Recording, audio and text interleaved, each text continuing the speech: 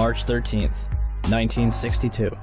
Lyman Lemnitzer, chairman of the Joint Chiefs of Staff, presents a proposal to Secretary of Defense Robert McNamara, named Operation Northwoods. The document proposed staging terrorist attacks in and around Guantanamo Bay to provide a pretext for military intervention in Cuba. The plans included starting rumors about Cuba using clandestine radio, landing friendly Cubans inside the base to stage attacks, starting riots at the main gate, blowing up ammunition inside the base, starting fires, sabotaging aircraft and ships on the base, bombing the base with mortar shells, sinking a ship outside the entrance, staging funerals for mock victims, staging a terror campaign in Miami, Florida, and Washington, D.C., and finally, destroying a drone aircraft over Cuban waters. The passengers, federal agents in reality, would allegedly be college students on vacation. A plane at Eglin Air Force Base would be painted and numbered as a duplicate of a registered civil aircraft belonging to a CIA front in Miami. The duplicate would be substituted for the real plane and loaded with the passengers. The real plane would be converted into a drone.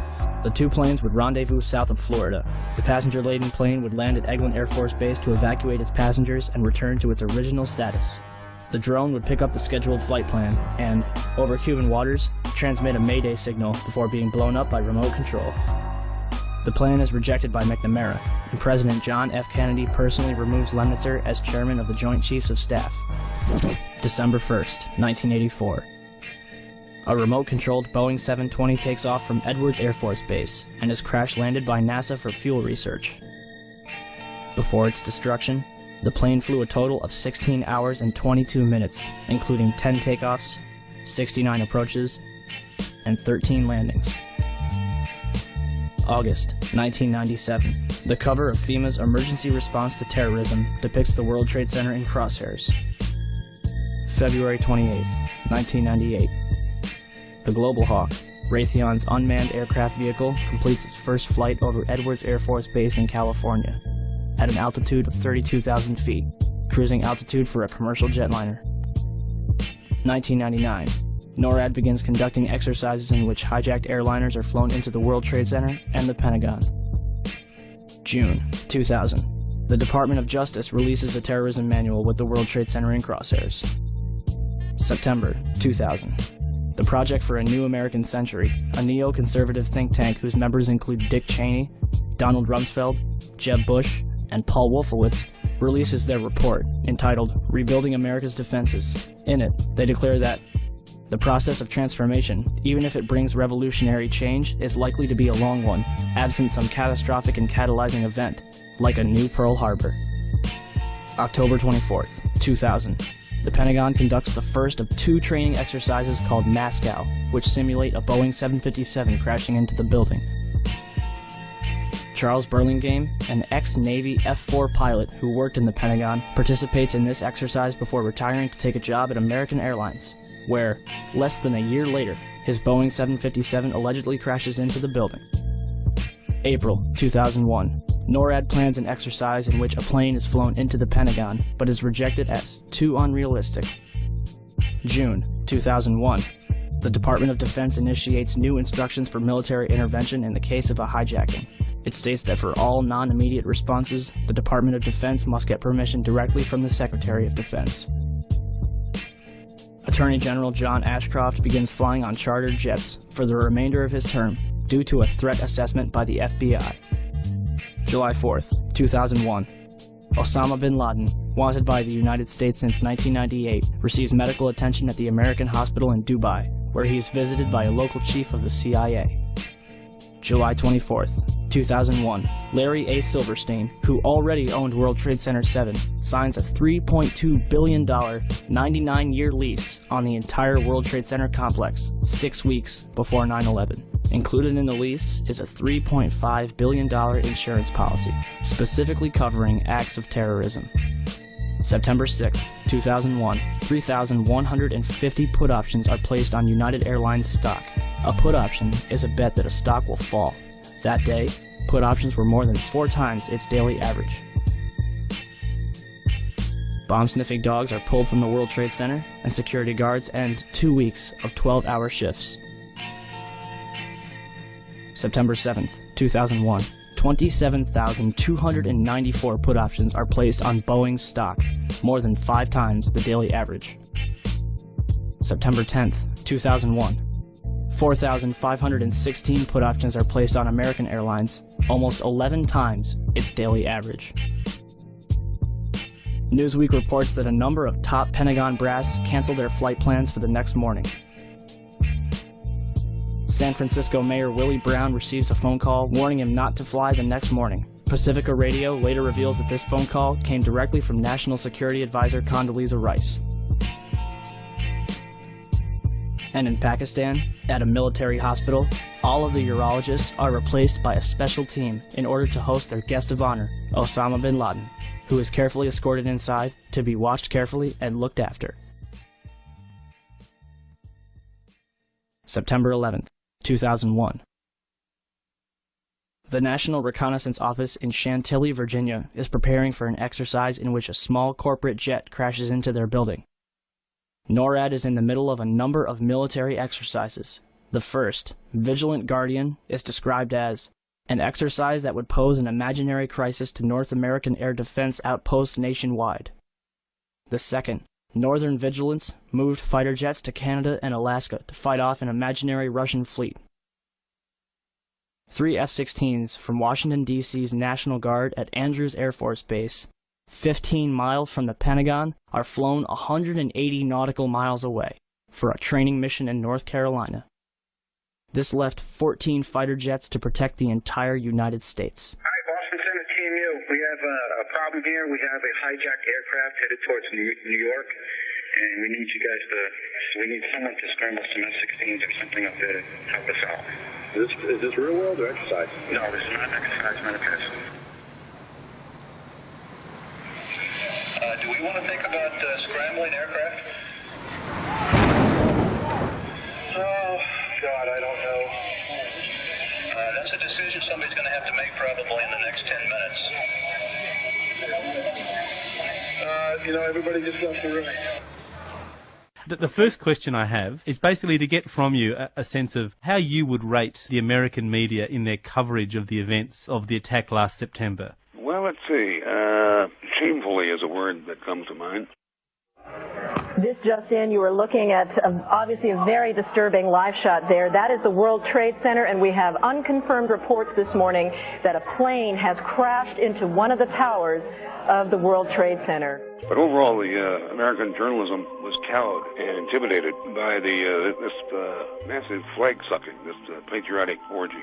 If you criticize the president, it's unpatriotic and there's something wrong with you, you may be a terrorist. So in that sense, Hunter S. Thompson, there's not enough room for dissenting voices? Well, there's plenty of room. There's just not enough people are willing to take the risk.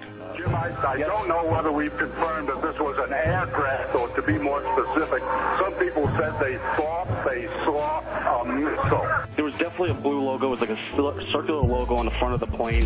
It definitely did not look like a commercial plane. I didn't see any windows on the side. Mark, if what you say is true, those could be cargo planes. You said you didn't see any windows in the side? I didn't see any windows on the side. It was not a normal flight that I've ever seen at an airport. It was a plane that had a blue logo on the front, and it did not look like it belonged in this area. It's just sort of a herd mentality, a lemming-like mentality. If you don't go with the flow, you're anti-American and therefore a suspect. This is as close as we can get to the base of the World Trade Center. You can see the firemen assembled here, the police officers, FBI agents, and you can see the 2 towers. A huge explosion now, raining debris on all of us. We better get out of the way.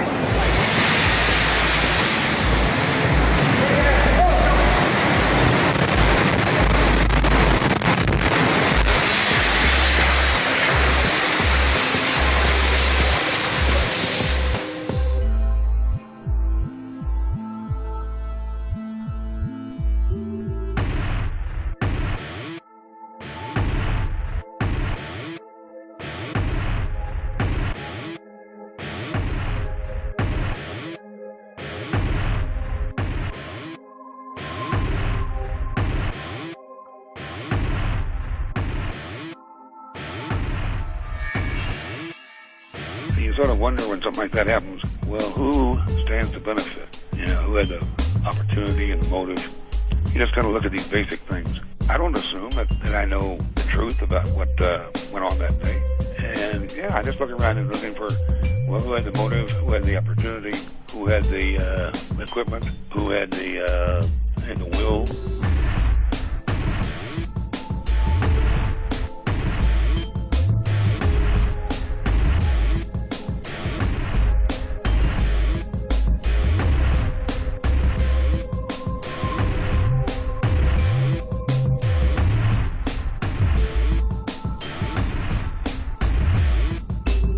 I spent enough time on the inside of, well, the White House and the campaigns, and I've known enough for the people who do these things to know that the public version of the news, what an event, is never really what happened. And these people, I think, are willing to take that even further.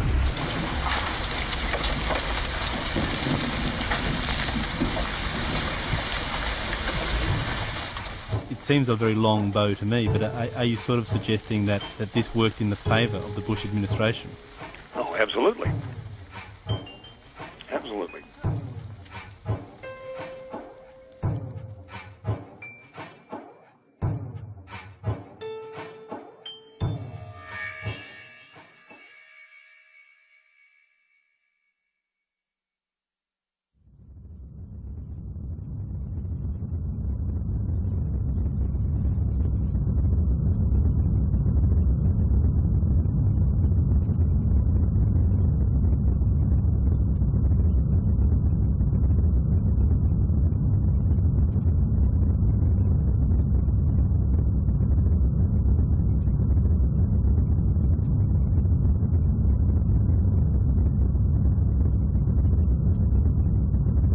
.938, Arlington, Virginia.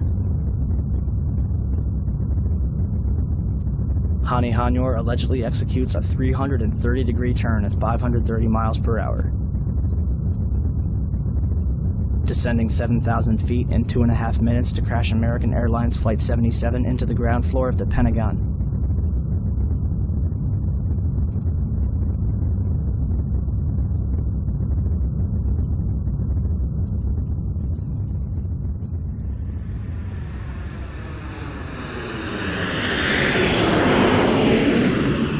Its final approach took it directly across Interstate 395.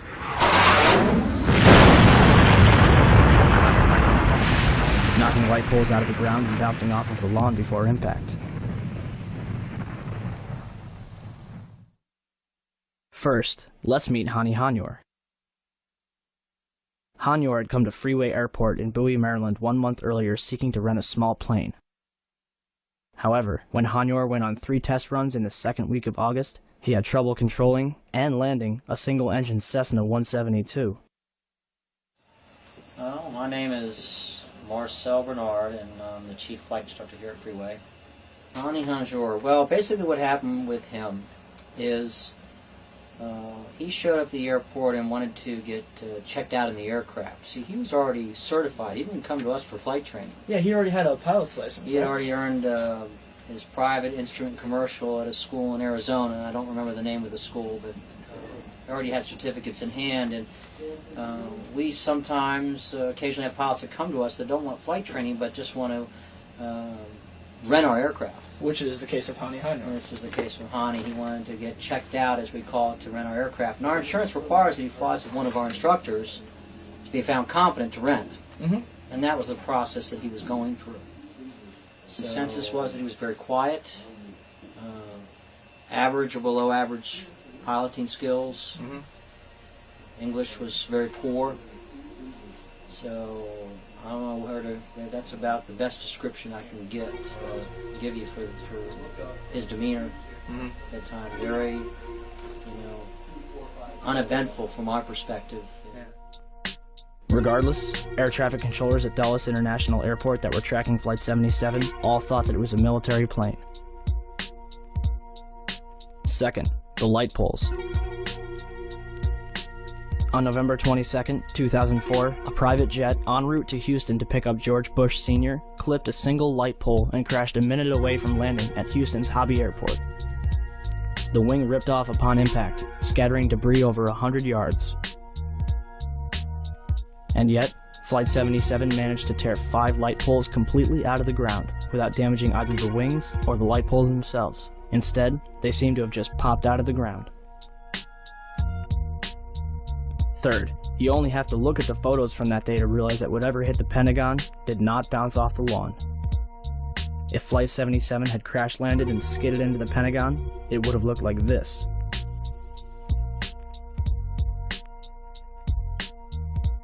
Instead, it looked like this, without a single scratch on the lawn.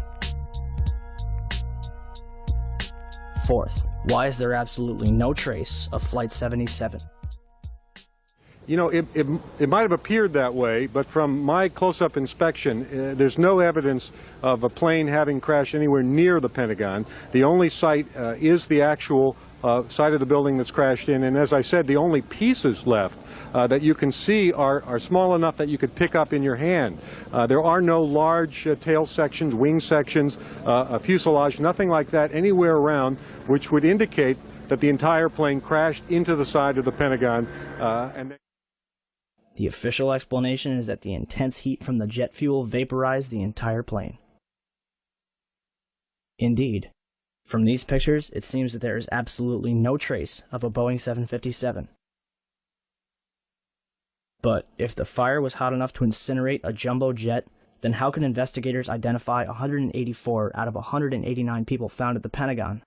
The Armed Forces DNA Identification Laboratory, which was responsible for the task, was also responsible for identifying the dead in Shanksville. Keep that in mind for later. So what is a Boeing 757 made of? I called Boeing to ask, but the operator informed me that Boeing refuses to give out any information regarding the construction of their aircraft due to the attacks of September 11th. But what we do know is that a 757 has 2 Pratt & Whitney engines made of steel and titanium alloy, which are 9 feet in diameter, 12 feet long, and weigh 6 tons each. Titanium has a melting point of 1,688 degrees Celsius. Jet fuel, also known as kerosene, is a hydrocarbon, which can retain a constant temperature of 1,120 degrees Celsius after 40 minutes, but only if the fuel is maintained. The fuel would have burned off immediately upon impact. Therefore, it is scientifically impossible that 12 tons of steel and titanium was vaporized by kerosene. Likewise, the 2 engines should have been found relatively intact at the Pentagon. Instead, there was a single turbojet engine approximately 3 feet in diameter found inside the building. After this photo was published by American Free Press, readers wrote in to suggest that the turbine was a piece from the Auxiliary Power Unit, APU, mounted in the tail section of a 757. Chris Boleyn contacted Honeywell in Phoenix, Arizona, the manufacturer of a 757's APU. An expert, speaking on the condition of anonymity, told him that there's no way that that's an APU wheel. Boleyn then contacted Pratt & Whitney and Rolls-Royce, the 2 companies that manufacture 757 engines. Pratt & Whitney pointed Boleyn towards Rolls-Royce, and John W. Brown, a spokesman for Rolls-Royce, told Boleyn that it is not apart from any Rolls-Royce engine that I'm familiar with. In an article written by Carl Schwartz, President and Chief Executive Officer of Patmos Nanotechnologies, LLC, and iNet Security Systems, he believes that the piece is a JT-8D turbojet engine from a U.S. Air Force A-3 Skywarrior. The piece in the FEMA photo is the front shaft bearing housing. Jet engines have a center shaft, which must be balanced, as well as bear seals on the front and back. The photo shows the front seal and a rotor hub missing its fan blades. These blades are easily removed in a collision such as the one found at the Pentagon. The United States Air Force has only a few A-3s left in operation, and they are stored in Van Nuys, California, at Hughes Aircraft, which is now better known as Raytheon. So if this piece didn't come from a 757, then where? And where are the engines from Flight 77? The second identifiable piece of debris was allegedly a piece of the fuselage. Skeptics have claimed that this is proof that Flight 77 hit the Pentagon, but this piece could have come from any American Airlines plane. And why is it not singed or scratched after a 530 mile/hour impact and a subsequent fireball? The third piece of debris was a diffuser case. Let's look a little closer at the diffuser case of a 757. Do you see the triangular bezels around the openings? Those are nowhere to be found on the case found at the Pentagon. The remainder of the debris was light enough to have been carried by hand, and employees at the Pentagon were seen carrying away a large box shrouded in a blue tarp. Why the mystery? If Flight 77 was vaporized on impact, it would be the first time in aviation history. For example, August 15, 2005, Helios Airways Flight 522, a Boeing 737 en route to Athens, Greece, crashed into a hillside at full speed. 121 passengers, all dead. Fire. Tail sections. Wing sections. Engines. Cockpit. Bodies. Catch my drift? Fifth, why is the damage to the Pentagon completely inconsistent with a Boeing 757?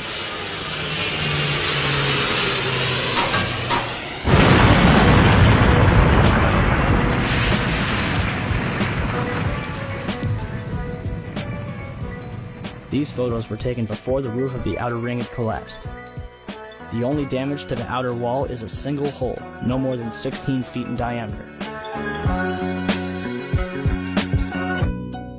A Boeing 757 is 155 feet long, 44 feet high, has a 124-foot wingspan, and weighs almost 100 tons.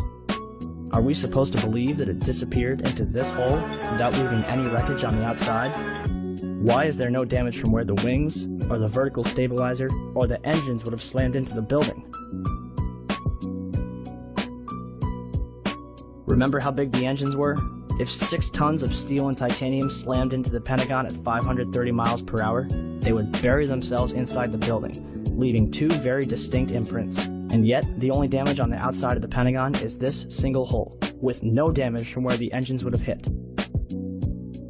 Why are the windows next to the hole completely intact? Why are the cable spools directly in front of the hole completely untouched? And as for the inside of the Pentagon, there's another hole, approximately 16 feet in diameter, found on the other side of the C-ring, 3 rings from the impact. For that hole to have been caused by Flight 77, the Boeing would have had to smash through 9 feet of steel-reinforced concrete. The nose of a commercial airliner is composed of lightweight carbon. This is what usually happens to the nose of a commercial airliner in a plane crash. If the nose caused this hole, where's the rest of the debris from the plane? So what could blow a 16-foot hole in the outer ring of the Pentagon, smash through 9 feet of steel-reinforced concrete, and leave another 16-foot hole? A cruise missile. This is what Slobodan Milosevic's residence in Belgrade looked like after a Tomahawk cruise missile had hit it. See any similarities? 6. The eyewitnesses. Some saw a huge 100-ton commercial airliner. I looked off. Looked out my window. I saw this plane, a jet, American Airlines jet, coming. Some saw a small 8 to 20 passenger commuter plane. So what looked to be maybe a 20-passenger corporate jet, no markings on the side, coming in at a shallow. And some saw a United States military helicopter. When it occurred, he said that he saw a helicopter circle the building. He said that it appeared to be a U.S. military helicopter and that it disappeared behind the building where the helicopter landing zone is, and that he then saw a fireball go into the sky. So who's telling the truth? Take this into consideration. April Gallup was working in the Pentagon's west side when it was hit. In Jim Mars's book, Inside Job, April claims, while in the hospital, men in suits visited her more than once. They never identified themselves or what agency they worked for. They didn't tell her what to say, just made suggestions. For example, to take the compensation money and shut up. They also kept insisting that a plane hit the building. They repeated this over and over. But I was there, and I never saw a plane, or even debris from a plane. I figured this story is to brainwash people. So if a Boeing 757 didn't hit the Pentagon, then what did? Eyewitnesses inside and outside the building were thrown to the ground by what they described as a shockwave.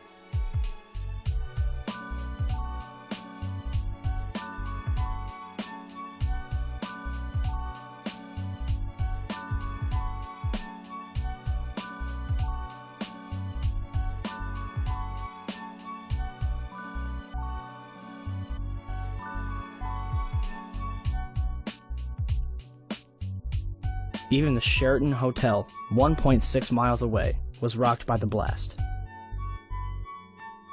A number of military personnel at the Pentagon specifically mentioned smelling cordite.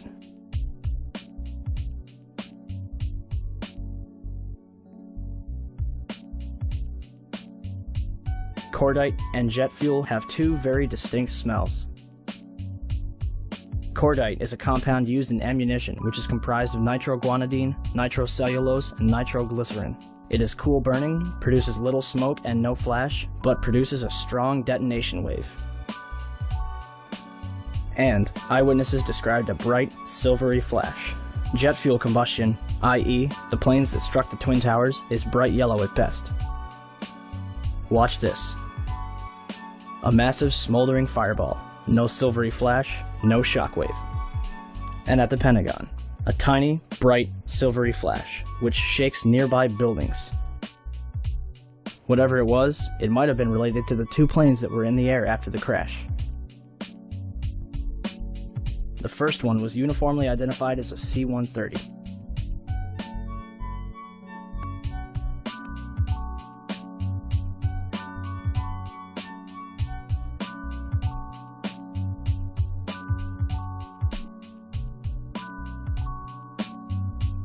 The second plane was an unmarked white plane flying over Washington, D.C.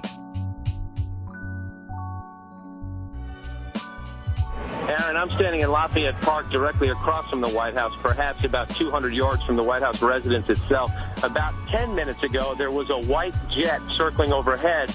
Now, you generally don't see planes in the area over the White House. That is restricted airspace. No reason to believe that this jet was there for any nefarious purposes, but the Secret Service was very concerned, pointing up at the jet in the sky. It is out of sight now, best we can tell. At 9:25, Jane Garvey, the head of the FAA, initiated a national ground stop, which prevents further takeoffs and requires all planes in the air to land. The order, which hasn't been implemented since 1903, applied to almost every single kind of plane, civilian, military, or law enforcement. Certain military flights were allowed to fly during this time, but the FAA isn't talking. Why were these two planes allowed in the air when everyone else had to land? And finally, why did people keep reporting a second explosion at the Pentagon? Well, I can't tell you about that, but I was just here in front of the Capitol, which, by the way, has been evacuated, and back toward the Supreme Court area, we just heard a low, muffled thud. It sounded like a small explosion. There have been unconfirmed reports of second explosions here at the Pentagon. We have not confirmed that, but again, the counterintelligence sources can... Where did this fireball come from? 7th, surveillance cameras from a gas station, Sheraton Hotel, and the Virginia Department of Transportation captured the entire thing. However, the FBI was there within minutes to confiscate the tapes, including a warning for the employees not to discuss what they had seen. If the government wishes to prove once and for all that Flight 77 hit the Pentagon, all they would have to do is release one of those tapes.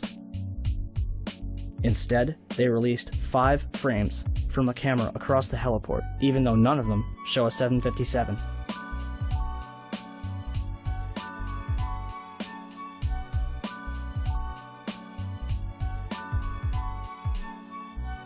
And finally, why do satellite photos taken 4 days before 9/11 show a white marking on the front lawn, marking almost the exact trajectory of whatever hit the Pentagon 4 days later? And is it merely a coincidence that the Pentagon was hit in the only section that was renovated to withstand that very same kind of attack? And that Donald Rumsfeld was safe in his office on the opposite end of the building? If the government has nothing to hide, why are they so afraid to answer a few questions or release a few videos?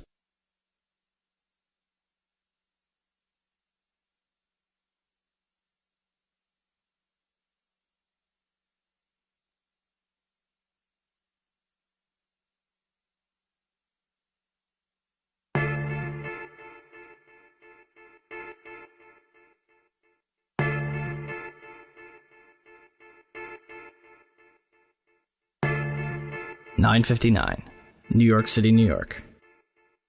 The South Tower of the World Trade Center collapses to the ground in approximately 10 seconds. 29 minutes later, the North Tower follows suit. collapsing in approximately 10 seconds. Later that evening at 5:20, World Trade Center 7, a 47-story office building 300 feet away from the North Tower, suddenly collapses.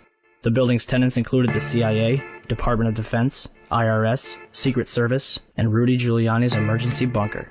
And the SEC was using it to store 3,000 to 4,000 files related to numerous Wall Street investigations.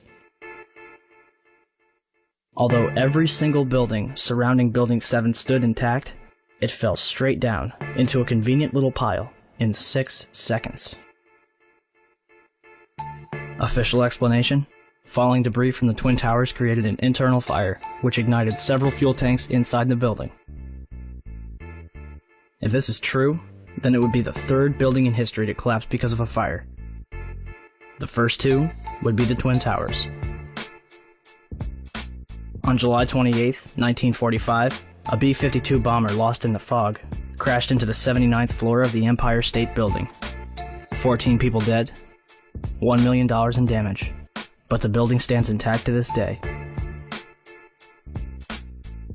On February 14, 1975, a 3-alarm fire broke out between the 9th and 14th floors of the North Tower. According to the New York Times, the fire leads to intense scrutiny of the towers and eventually to a decision to install sprinklers. On May 4, 1988, a 62-story skyscraper in Los Angeles burned for 3 hours and spread over 4 floors. It did not collapse. On February 23, 1991, a 38-story skyscraper in Philadelphia, built in 1973, burned for more than 19 hours and spread over 8 floors. It did not collapse. On October 17, 2004, a 56-story skyscraper in Venezuela, built in 1976, burned for over 17 hours and spread over 26 floors, eventually reaching the roof. Guess what? It did not collapse. On February 12, 2005, the Windsor Building in Madrid, a 32-story tower framed in steel-reinforced concrete, burned for almost 24 hours, completely eradicating the upper 10 stories of the building. Although the top 10 floors of the building fell, the building itself did not collapse.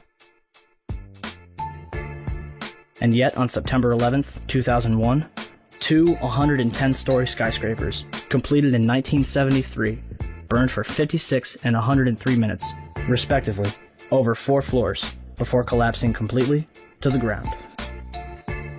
One might argue that this was due to the construction of the World Trade Center. Let's look at what was inside those buildings. The Twin Towers were composed of 200,000 tons of steel, 425,000 cubic yards of concrete, 103 elevators, 43,600 windows, 60,000 tons of cooling equipment, and a 360-foot television antenna. The core of each tower was 87 by 133 feet, comprised of 47 box columns 36 by 16 inches thick.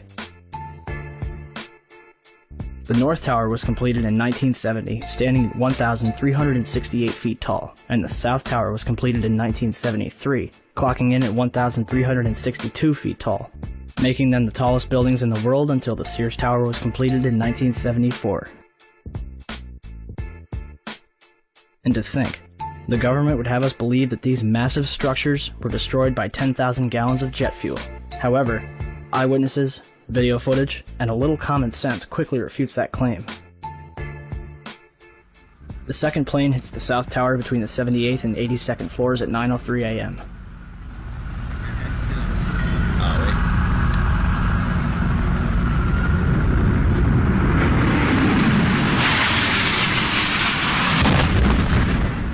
Barely hitting the southeast corner, the majority of the jet fuel exploding outside in a massive fireball. Yet, this tower collapses first, even though the North Tower was hit straight on and had already been burning for 18 minutes longer.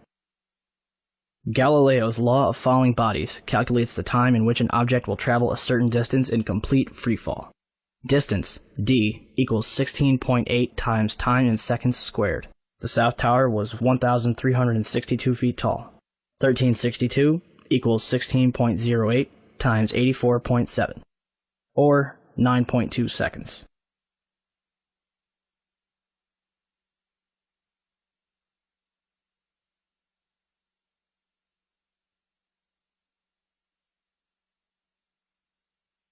The Twin Towers came down in nearly free-fall speed. 200,000 tons of steel shatters into sections no longer than a couple feet long. 425,000 cubic yards of concrete is pulverized into dust. Thousands of lives are extinguished instantly. So what brought down the World Trade Center? Let's ask the experts. Van Romero, Vice President for Research at New Mexico Institute of Mining and Technology. My opinion is, based on the videotapes, after the airplanes hit the World Trade Center, there were some explosive devices inside that caused the towers to collapse. The collapses were too methodical to be a chance result of airplanes colliding with the structures.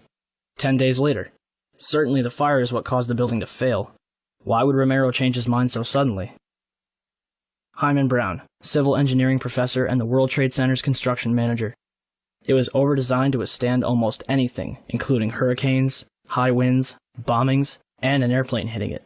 Although the buildings were designed to withstand a 150-year storm and the impact of a Boeing 707, jet fuel burning at 2,000 degrees Fahrenheit weakened the steel. Kevin Ryan, Underwriters Laboratories, the company that certified the steel that was used in the World Trade Center, in a letter to Frank Gale of the National Institute of Standards and Technology. We know that the steel components were certified to ASTM E119. The time temperature curves for this standard required the samples to be exposed to temperatures around 2,000 degrees Fahrenheit for several hours, and as we all agree, the steel applied met those specifications.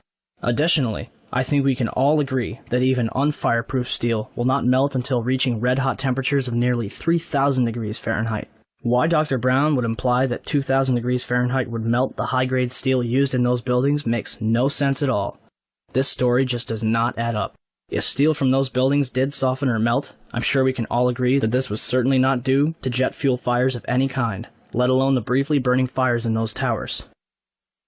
Ryan's statements directly contradict statements from so-called experts, which claim that 2,000-degree heat inside the World Trade Center caused the towers to collapse. Days after writing this letter, Kevin Ryan was fired from his position.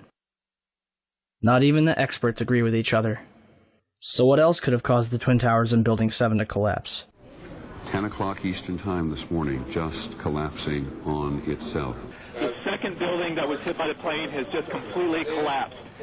We have no idea what caused this. Almost looks like one of those planned implosions. As if a demolition team set off. When you see the old demolitions of these old buildings, it folded down on itself and it is not there anymore. If you wish to bring anybody who's ever watched a building being demolished on purpose knows that if you're going to do this, you have to get at the under infrastructure of a building and bring it down. We heard another explosion, and I'm assuming that's the one that came from the lower level, since there were two. And I said, right, because it was like 18 minutes apart. Well, this is the first explosion, and there was a second explosion in the same building. There were two explosions. Okay. Federal agencies that were down there do believe that there was some sort of explosive device somewhere else besides the planes hitting. NBC's Pat Dawson is close to the scene of that attack. Pat? Just moments ago, I spoke to the chief of safety for the New York City Fire Department.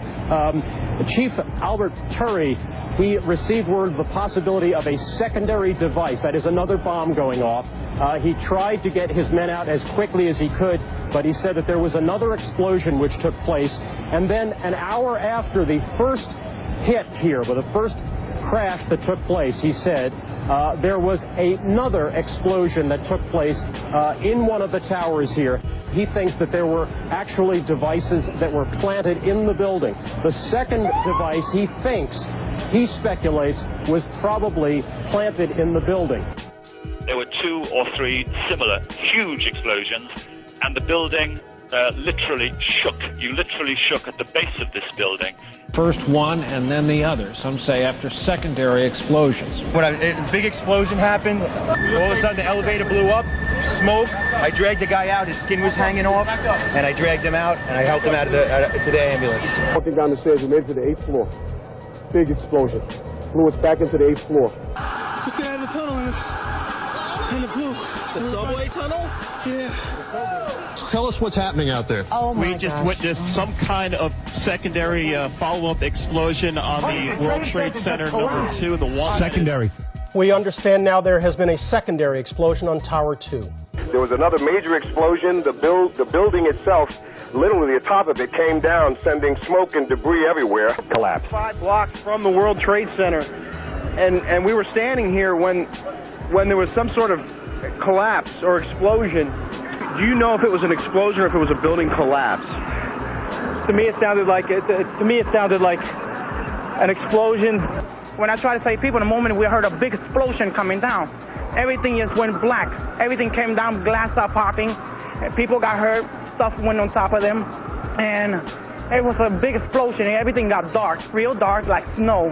The FBI is here, as you can see. They had roped this area off. They were taking photographs and securing this area just prior to that huge explosion that we all heard and felt. Coming over our radio, get out of the area. The second tower is coming down. They tell you the second tower is coming down? Yes, it's about to collapse. At 10:30, I tried to leave the building, but as soon as I got outside, I heard a second explosion and another rumble and more smoke and more dust. I ran inside the buildings, the chandelier shook, and again, black smoke filled the air. Within another 5 minutes, we were covered again with more silt and more dust. And then a fire marshal came in and said we had to leave because if there was a third explosion, this building might not last.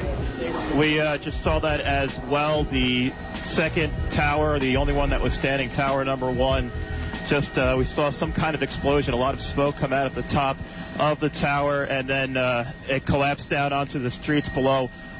David Lee, what can you tell us? John, just seconds ago there was a huge explosion, and it appears right now the second World Trade Tower has just collapsed.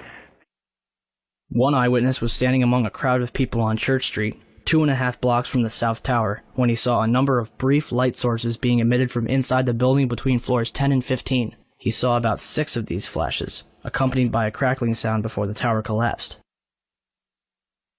Ginny Carr was attending a business meeting on the 36th floor of One Liberty Plaza, across the street from the World Trade Center, and caught the entire first attack on tape. A second explosion can be heard 9 seconds after the crash.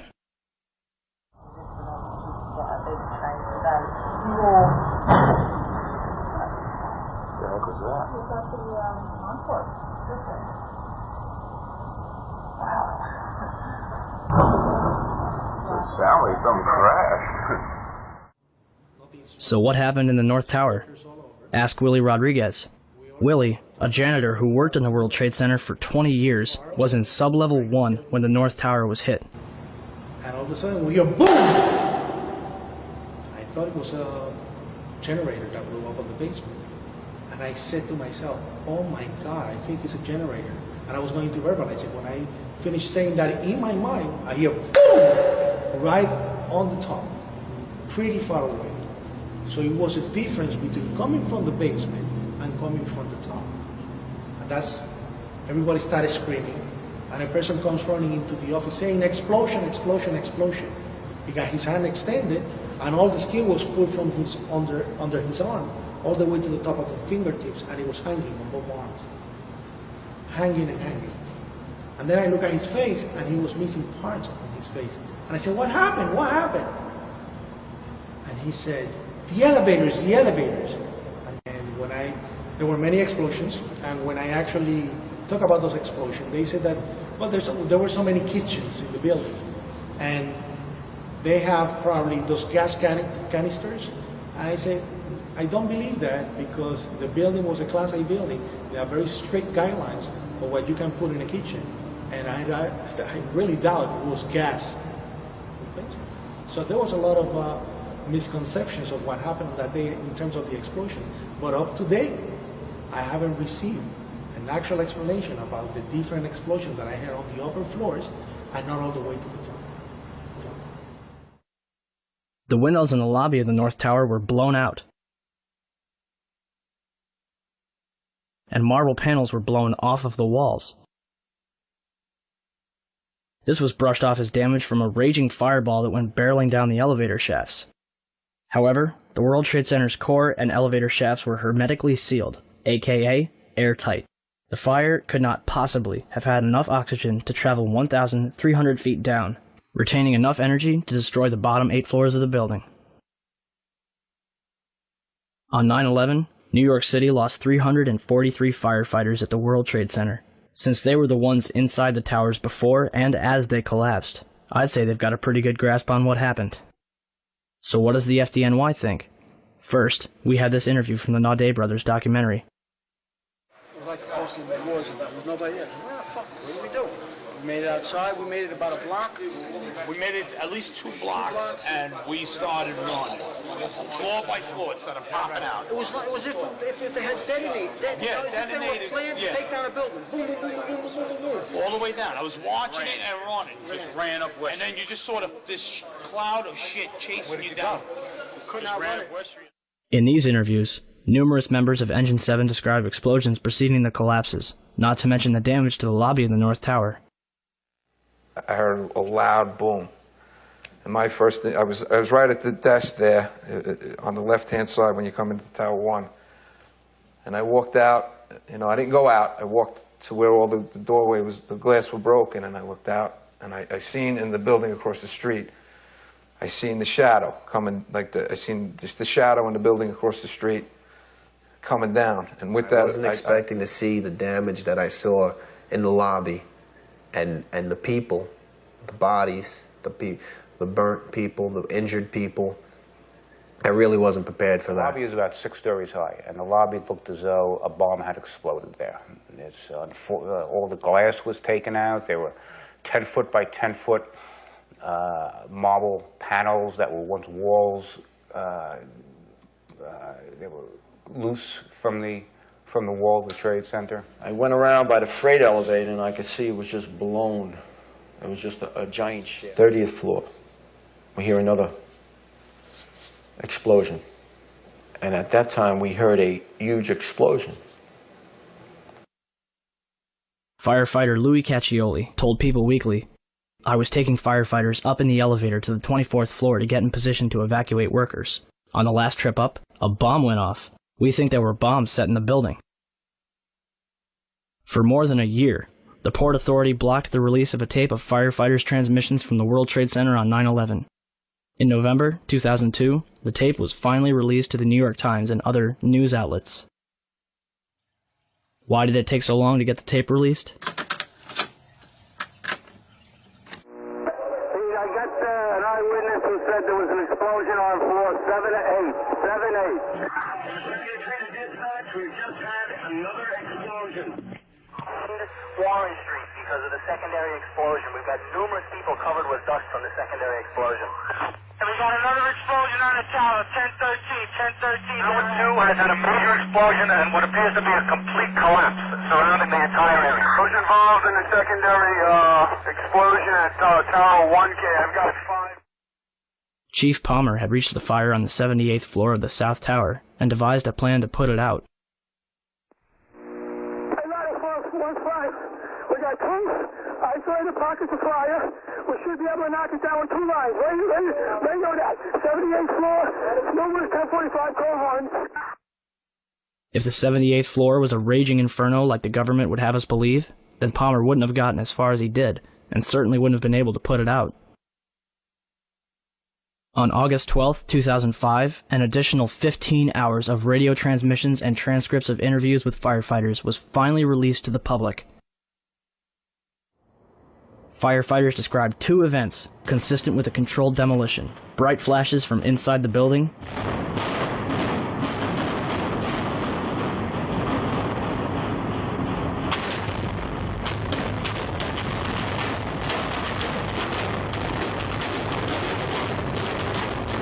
and a number of crackling sounds before the buildings collapsed.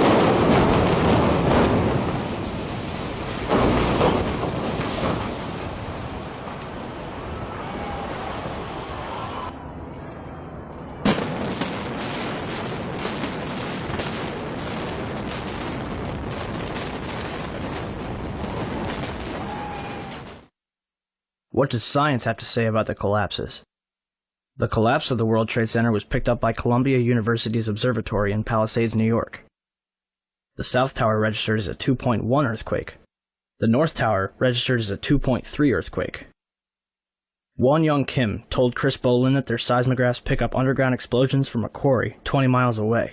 These blasts are caused by 80,000 pounds of ammonium nitrate and cause local earthquakes between magnitude 1 and 2. The 1993 bombing of the World Trade Center did not even register because it was not coupled to the ground. During the collapse, most of the energy of the falling debris was absorbed by the towers and the neighboring structures, converting them into rubble and dust or causing other damage, but not causing significant ground shaking. Mark Loiseau, the president of Controlled Demolition Incorporated, told the American Free Press that in the basements of the World Trade Center, where 47 central support columns connected to the bedrock, hot spots of literally molten steel were discovered more than a month after September 11th. These incredibly hot areas were found at the bottoms of the elevator shafts, down 7 basement levels. The molten steel was found 3, 4, and 5 weeks later when the rubble was being removed. He said that molten steel was also found at World Trade Center 7. The highest temperature was in the east corner of the South Tower, where a temperature of 1,377 degrees Fahrenheit was recorded. The molten steel in the basement was more than double that temperature. Do you still think that jet fuel brought down the World Trade Center?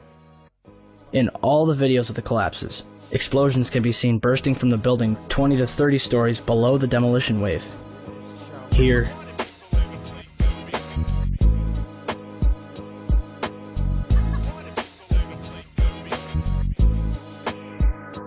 here,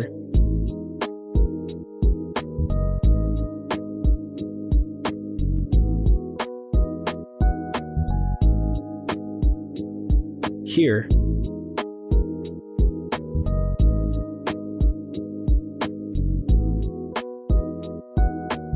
here,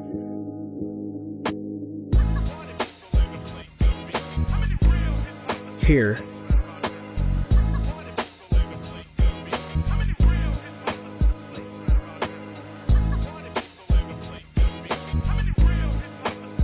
and here.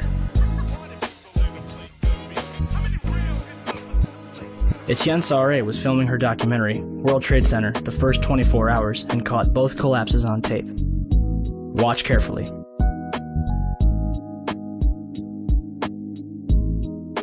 The tripod shakes 12 seconds before the North Tower begins collapsing.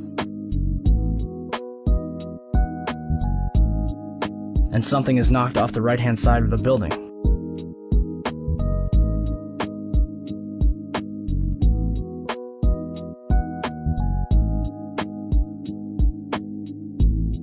You're probably asking, if there were bombs in the building, how would they get in there without anyone noticing? Ben Fountain, a financial analyst who worked in the World Trade Center, told People magazine that in the weeks before 9/11, there were a number of unannounced and unusual drills where sections of both the Twin Towers and Building 7 were evacuated for security reasons. Daria Cord, a guard in the North Tower, told Newsday that security detail was working 12-hour shifts for 2 weeks before 9/11, but on Thursday the 6th, bomb-sniffing dogs were abruptly removed from the building. So who authorized all this? President Bush's brother, Marvin, was board of directors at Securicom from 1993 until fiscal year 2000. Securicom, now known as Stratosec, is an electronic security company backed by Kuwait American Corporation, which provided security for United Airlines, Dulles International Airport, and from the early 1990s up to the day of 9/11, the World Trade Center. Marvin is also the former director at HCC Insurance Holdings, which insured parts of the World Trade Center on 9/11. More information on this was supposed to be disclosed and never was. To date, the SEC has not revealed what they have learned. If only we could examine the debris from the World Trade Center and figure out what happened. Unfortunately, Mayor Giuliani began shipping the remains off to recycling yards overseas before investigators could even examine it. Not even FEMA was allowed into Ground Zero. Essentially, they blocked off a crime scene and destroyed all the evidence. Guess who was allowed into the site? Controlled Demolition, who was also responsible for cleaning up after the Oklahoma City bombing in 1995. It gets better than that. On July 15, 2001, Controlled Demolition destroyed 2 400-foot-tall fuel reserve tanks from the World War II era. The demolition was conducted for no apparent reason and drew numerous complaints from the neighborhood. The site remains vacant to this day, and a reason for the demolition has never been disclosed. Regardless, I think what happened to the World Trade Center is simple enough. It was brought down in a carefully planned controlled demolition. It was a psychological attack on the American people, and it was pulled off with military precision.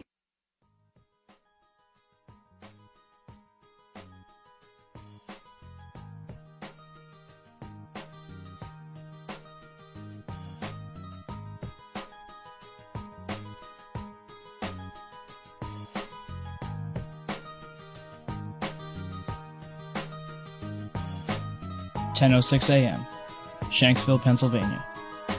Flight 93 was en route from New Jersey to California with 45 passengers when it went off course at 8:56 over Cleveland, Ohio.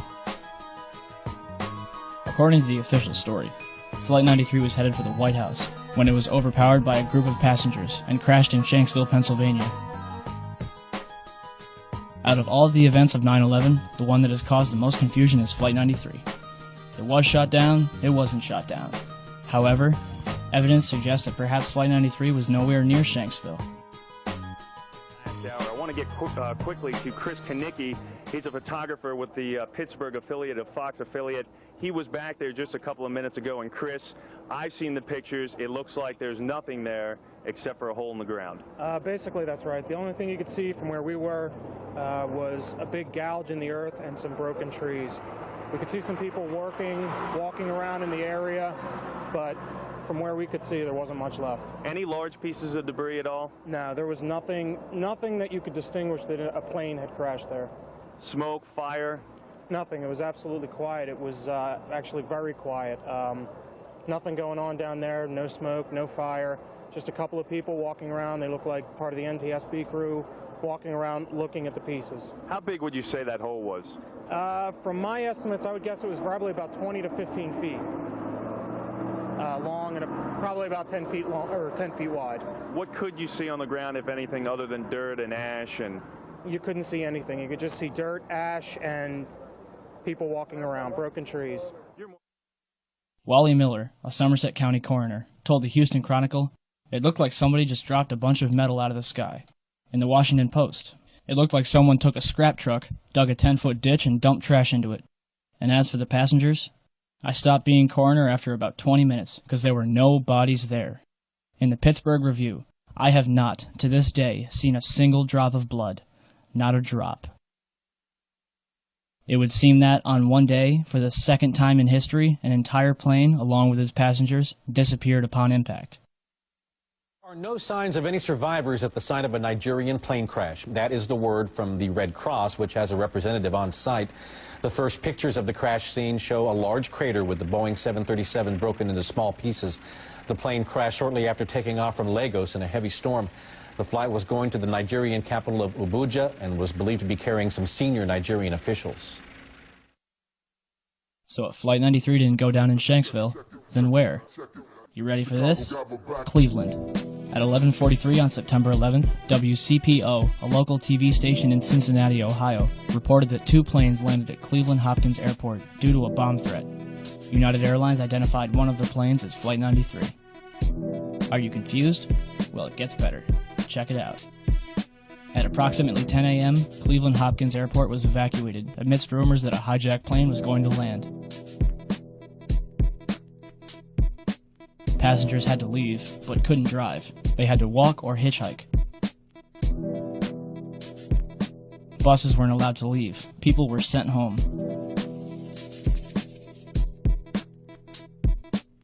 According to Associated Press and local Ohio papers, one plane landed at approximately 10:45. But Delta Airlines confirmed that their plane, Delta 1989, landed in Cleveland at 10:10. Therefore, Flight 93 landed at Cleveland at approximately 10:45. Authorities searched Delta 1989 for over 2 hours, and passengers were questioned individually. The plane dealer reported that the plane was evacuated at 12:30. But the Akron Beacon reports that a plane was evacuated at 11:15, which would make that Flight 93. Mayor White reported that the plane had 200 passengers. But a passenger from Delta 1989 describes 60 or so passengers. So at 11:15, 200 or so passengers were released from Flight 93. The passenger from Delta 1989 states that she was taken into FAA headquarters.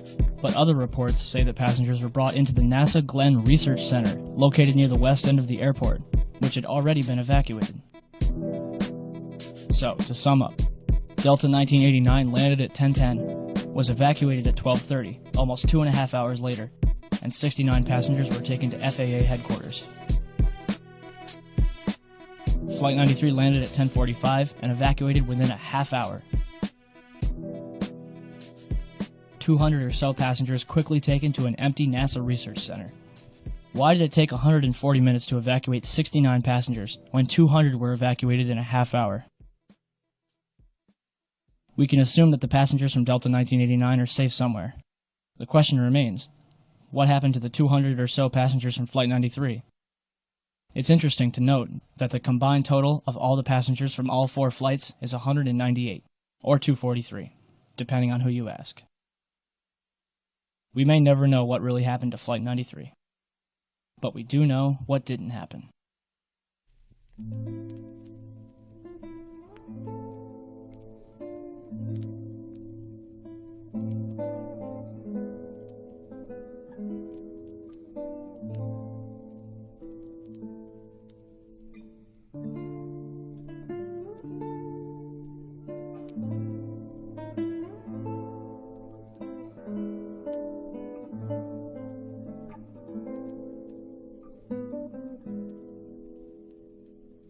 Whenever this evidence is presented to people, you'll usually get one of many different questions.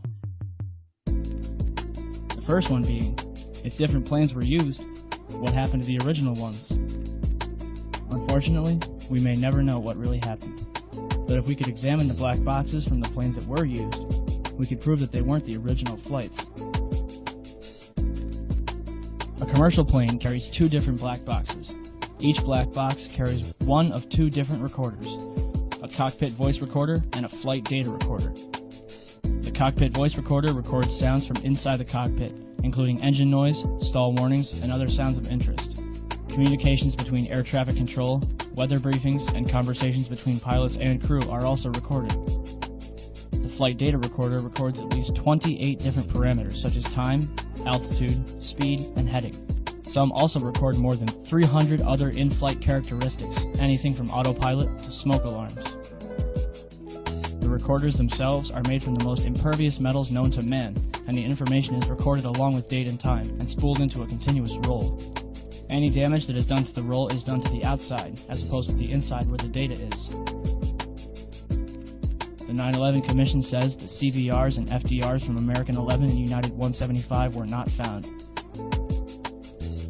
Yet, the FBI claims to have found the passport of Saddam al-Sakami, which managed to fly out of his pocket, through the explosion, and onto the streets of Manhattan below. So, 4 different black boxes, made from the most resilient materials known to man, were destroyed.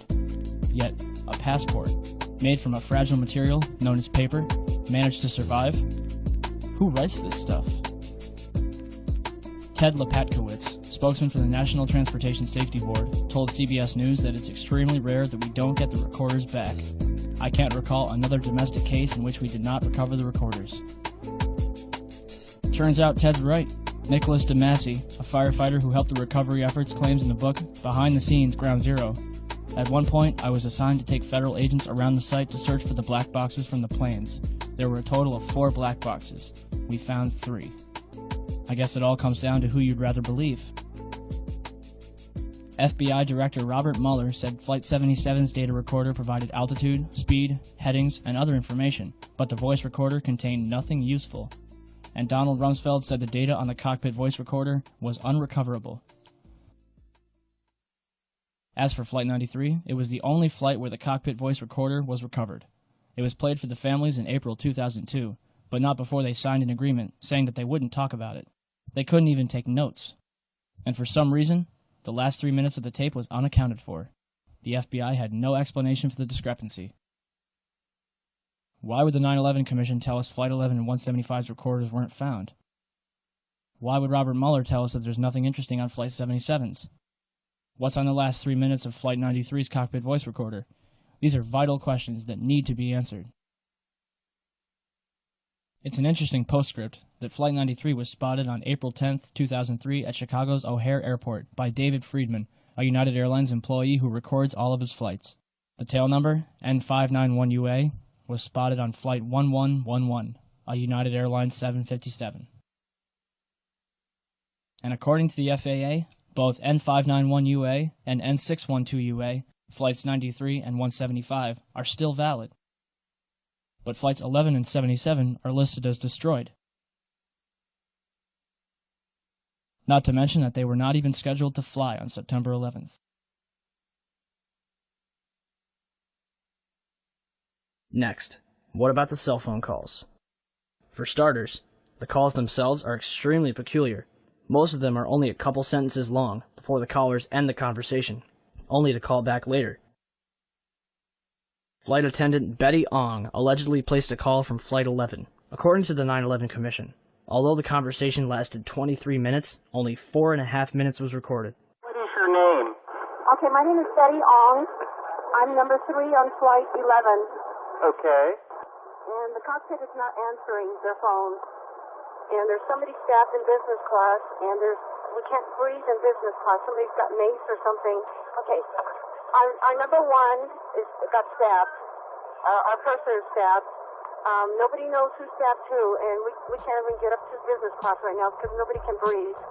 Our number 1 is stabbed right now. Okay. And our number 5, our first class passengers, our first class galley flight attendant and our purser has been stabbed. And we can't get to the cockpit. The door won't open. Does Miss Ong sound like a woman on a hijacked plane who just saw 3 people murdered? Why is nobody in the background screaming? Flight attendant Madeline Sweeney allegedly talked with her ground manager Michael Woodward for 25 minutes. She describes 4 hijackers. The FBI says there were 5. She says the hijackers were in rows 9 and 10. The FAA says they were all in row 8. Near the end, she screams, "I see buildings. Water. Oh my God." Madeline was a flight attendant out of Boston for 12 years. I think she would have recognized Manhattan. A man claiming to be Mark Bingham called his mother Alice, who is visiting his sister-in-law. The caller says, "Mom, this is Mark Bingham. When was the last time you called your mother and used your full name? I just want to tell you that I love you. I'm on a flight from Newark to San Francisco, and there are 3 guys on board, and they say they've taken over the plane, and they say they have a bomb. I'm calling you from the airphone." And then, "You believe me, don't you, Mom?" "Yes, Mark, I believe you. Who are these guys?" Then he was interrupted by someone who was speaking in a low-toned male voice, speaking what sounded like English. After 30 seconds of muffled sounds, the caller repeats, "I'm calling you with an airphone." His mother asks him again, "Who are these guys?" After another pause, he returns and asks again, "You believe me, don't you, Mom?" There was another pause, and the phone just trailed off. To date, none of these calls, except for Betty Ong's call to American Airlines, has been released to the public. But to be honest, none of that matters. Why? Because none of these calls could have taken place. Key Dudney of Physics911.net conducted some research of his own. In an experiment called Project Achilles, he took a series of cell phones onto a Cessna 172 and flew up to 8,000 feet to determine the success rate as the plane got higher. At 4,000 feet, he had a 0.4 success rate. At 8,000 feet, he had a 0.1 success rate. For 32,000 feet, cruising altitude for a commercial airliner, he calculated a 0.006 success rate, less than 1 in 100th of a chance. Don't believe me? Even American Airlines has put their foot in the government's mouth. On July 15th, 2004, passengers aboard a commercial American Airlines flight were able to send and receive calls from their cell phones as if they were on the ground, thanks to a cell station that was installed into the plane. It worked great. I called the office, I called my wife, I called a friend in Paris. They all heard me great, and I could hear them loud and clear. Why would American Airlines spend thousands of dollars on this technology in 2004 when cell phones worked so well on September 11th, 2001? The cell phone calls were fake, no question about it. So how is it possible to fake a person's voice? In 1999, the Los Alamos Laboratory in New Mexico revealed their voice morphing technology. General Carl W. Steiner, the former Commander-in-Chief of United States Special Operations, declared on tape, "Gentlemen, we have called you together to inform you that we are going to overthrow the United States government." Another example was Colin Powell, saying, "I am being treated well by my captors." With just a 10-minute recording of somebody's voice, they are able, in almost real time, to clone someone's speech. Steiner was so impressed, he asked for a copy. So what about the hijackers? On September 14th, 2001, the Department of Justice released the names of the alleged 19 hijackers. But on September 23rd, the BBC reported that Walid al-Shari was alive and well in Casablanca, Morocco. They also tracked down Abdulaziz Al-Amari, who was an engineer with Saudi Telecom and lost his passport while studying in Denver. In the same article, FBI Director Robert Mueller admitted that the identity of several of the hijackers is in doubt. So how many hijackers turned up alive? At least 9 of them. Wael al-Shari is alive and well. Mohand al-Shari is alive in Saudi Arabia. Khaled al-Midar is a computer programmer in Mecca. Salem al-Hazmi works at a chemical plant in Yanbu, Saudi Arabia. Saeed al-Ghamdi is training to be a pilot in Tunis. Ahmed al-Nami is an administrative supervisor for Saudi Airlines. We already covered Walid and Abdulaziz. And last but not least, Mohammed Atta's father claimed to receive a phone call from his son on September 12th. On September 20th and 27th, Mueller admitted on CNN that there is no legal proof to prove the identities of the hijackers. Indeed, after all, not even the official autopsy for Flight 77 lists the hijackers. And the opening paragraph makes no mention of their absence. So, if there's no proof that the hijackers were members of Al-Qaeda, or if they were even on the plane in the first place, what justification do we have for bombing Afghanistan? Oh, that's right. The Bin Laden confession tape. On December 14th, 2001, the government released a tape, allegedly of Bin Laden confessing to the attacks of September 11th, which they claimed to find in a house in Jalalabad, Afghanistan. Except there's a number of things wrong with this tape. 1. The tape itself is of very poor quality. And 2. The man in the video looks and acts nothing like Bin Laden. According to the FBI's website, Osama is left-handed. Yet, in this video, he's writing a note with his right hand. Not to mention he's wearing a gold ring, which is forbidden by Islamic law, and is never mentioned in the FBI's description of him. Compare this video to 4 other pictures of Bin Laden. Does anybody else see a problem here? Until the government can prove without a shadow of a doubt that Al-Qaeda was behind September 11th, the American people have every reason to believe otherwise.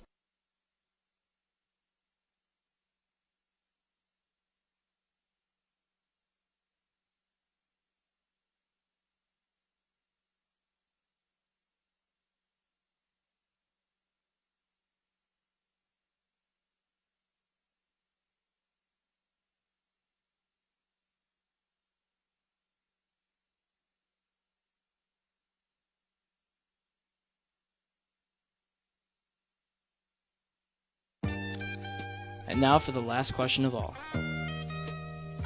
Why would our government do such a thing? I hope you're sitting down. First, we have Larry Silverstein, the man who purchased the World Trade Center in July 2001. After September 11th, Silverstein demanded $7.2 billion from his insurers, claiming that each plane counted as a separate act of terrorism. However, on December 6th, 2004, the courts only reward him with $2.2 billion. Next, we have the put options that were placed on United Airlines, American Airlines, and Boeing. According to the San Francisco Chronicle, more than $2.5 million has remained unclaimed. As for 9/11 itself, Reuters reported that Comvar, a German computer company, is responsible for helping companies and accountants in New York restore their data from over 400 hard drives that were recovered from the World Trade Center's rubble. Comvar recovered information from 32 different computers that suggested insider trading took place on 9/11. Richard Wagner, an expert at Comvar. There is a suspicion that some people had advanced knowledge of the approximate time of the plane crashes in order to move out amounts exceeding $100 million. They thought that the records of their transactions could not be traced after the mainframes were destroyed. After their analysis, Comvar handed the results over to the FBI. Although the FBI was legally bound to investigate who was responsible, to date they have done no such thing. Moving on. According to Wikipedia, one of the world's largest gold depositories was stored underneath the World Trade Center. In 1993, the value of the gold was estimated at $1 billion, rumored to be owned by Kuwaiti interests. When the World Trade Center was destroyed, the amount of gold far exceeded the 1993 levels. The gold was finally recovered in its entirety in late 2001. Or was it? On November 1st, 2001, the Times Online reported that a large amount of gold was discovered in the wreckage of the World Trade Center. Mayor Rudolph Giuliani announced that more than $230 million was recovered from Ground Zero. However, the COMEX Metals Trading Division was storing gold bars for the Bank of Nova Scotia, Chase Manhattan Bank, Bank of New York, Hong Kong, and Shanghai Banking, totaling $950 million. And that's just one company. Rumor has it that over $160 billion in gold was stored in the World Trade Center. So where did all the gold go? Remember the gold that was found in November 2001? Reuters reported that it was discovered in the back of a 10-wheel truck, along with several cars, in a delivery tunnel underneath World Trade Center 5. No bodies were recovered. As workers got closer to the gold, authorities began restricting access to Ground Zero, joined by FBI and Secret Service agents. One worker, who was directed away from the tunnel, told a reporter, "If I tried to go down there, they would have shot me."